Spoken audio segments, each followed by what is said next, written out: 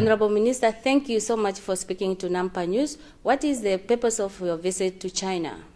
Thank you very much indeed. The purpose of us coming to Beijing is basically to look at the training facility of a nuclear plant with a mind that we have this one constructed in our country so that we can train our people.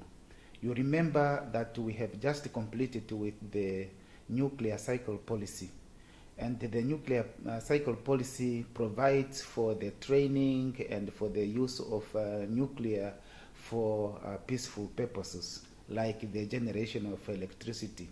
And you remember the Namibian people have always asking this question as to why do we produce uranium but we don't use it for electricity.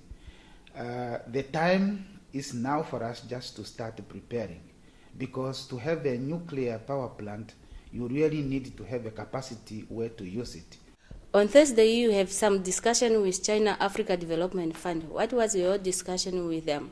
How do you describe these discussions?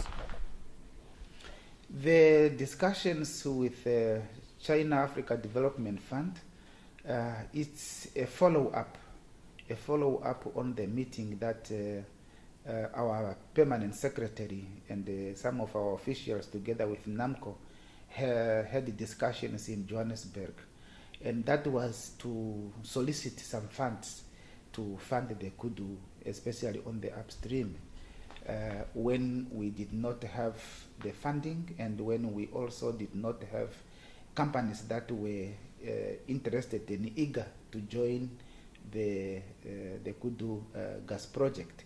And this was mainly because the government did not pronounce itself on the support that the government gives to the Kudu. But as of last week, when we sat with under the chairmanship of the Prime Minister, the Minister of Finance announced the support that the government is going to give to NAMCO, so that NAMCO is not carried in its participation in the Kudu project, but the government will fund that.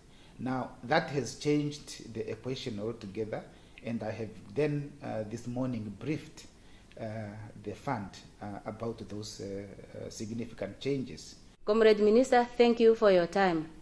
I am Maggie Thomas reporting for Nampa News, Beijing, China.